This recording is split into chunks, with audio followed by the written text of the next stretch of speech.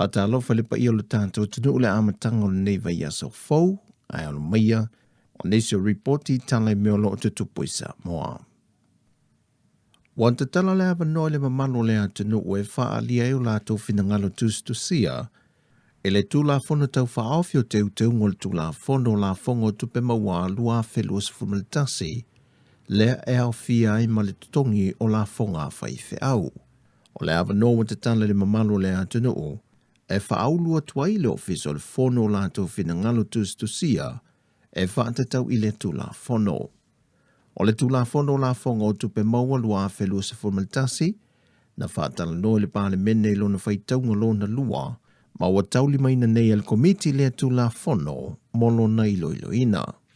O le fionga de sui minista o le matanga luenga o ngā luenga o atina e te tele, le fionga ni uawa eti malolo. O le taitei fono le komiti whaapale mene, o le vaenga tau ilta mau ainga o le a ngafa ma le iloilonga le tu la fono. Ua fautu eina le mamalu le atunu u, e a le stala swafa i le ofiso le fono o na whaatu langa mai ei leo aso, e tutu la i lumo le komiti, e whaatino lātou mō le mau. Pe o na sele fia le komiti e toa iwa ua filifilia, e toa lima sui mai le whainga mālo, ma le toa wha mai le tuangai. Ua wha matui tua le toa fitu lento toi mai le toa tolus furbalitasi sa wha nofo e sea, e nofanga wha apitoa le mata i tui nai lātou nā fia, e mai le whainga malanga na malanga mai Brisbane i le aso se fulmalivo Januari. O le toa lua se fulmalifana wha amatu i tua mua mui o lātou ainga, e na ua mauti no ua malolo si uma, mai le i toi wha mau nie lava masesia mai a lātou su enga uma na whaia, o toi ia i lātou. Peita i ua wha alia le wha tono le mtanga luengo le soi fua maloloina, le ausa Dr. Take Naseri, o le toa fitu na te toe, o le toa wha o isi o tamaita i tau se soi fuia na afia, ma le pase se to tolu. Peita ina wha alia le ausa, o tamaita i tau se soi fuia wa ato toa ma ua saunga le muia lātou su enga. Wa whidwhile na no fwai mo le isi fitu se fudwaso, o le a wha mautu e pele no whanga o lo no fwam wha anofo e se tamaita i tau se soi fua, e te tonu o le lotoa le whale mai. E se mai ai lātou i e to tolu mai le pāsese o le whainga malanga mai Australia. Ai ua tente a uma i tua le isi vaenga uma o le pāsese o le whainga malanga mai le aso se fulmale vo Januari. Ai i le isi to lua se lau fitu se fulmale lua o le pāsese le ntaunu mai le aso to nai, mai ni usila i le aso to nai o na tuatu.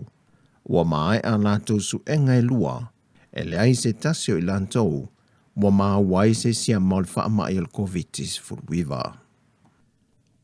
E whāno whanganta pene ina e le komiti o pui pui ngō wha alwelawe te tupu wha fua sei, e le aso whareilo le vai aso nte nei mōle mamalo le atunu o, e wha leo leo mo i lanto e ono panga tia i le mafa o lo longa mati munga, e na ua toe wa aia le si o ta whengo vai tafe, e na ua wha umi ti munga mai le aso tofi anga i atu le aso whareilo le vai aso nte nei. O le awala si mai ewa, tasilo awala sale ma whai na so po ia, e ta avale anga ia le pata ma le atu whale a lili, e na walilo fia le awala si mai le malok si o ta whenga. O no whanga li universite a wawa Samoa i vai vase, o le maota le adra le ka le sia so fitu i lalovaya, o le gym numero lua ma le gym o ta alonga SS i tua nai mato, o no whanga ie whaanta pena le komiti, pe a whai o le a wha a wau pea tū langa lolo wau le tau o lo iei Samoa, le lava lo tū maua i pēlam ta ingo ti munga mamafa, ma lo longa wha a wau o lo ilunga pea o Samoa. Wa fautu e ina le komiti le malo le atunu, e na ia alo ese mai vai tafe, ma ia mata alia le mata i tu wina o suinga o ngongo i tu lai mai. Wa fautu e ina foi, le tau sisia peo le soifua malo lo ina lau tele, ai maise o le swa mai tau mawhai e whaapona le lei. O lo wha awa foi le ngā luenga le komite a le pūlenga o whila ua inga le lau ele, o le pūlenga o tinei mū, mantanga luenga o leo, e na ia mauti no le mana puia ma le saunga le mua le atunu, mai tūlanga lolo wā o le tau, wā a fia i Samoa.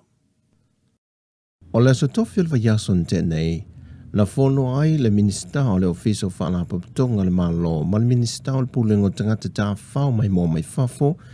e sile i tusi whaase a nisi o la tau sa ngā lue mō mua le whaala paputonga, e whaase no tonu le i anga tau sili ma ngā wā o le ofisa sili o le pulenga, o lo se e le no fo e le temi nei.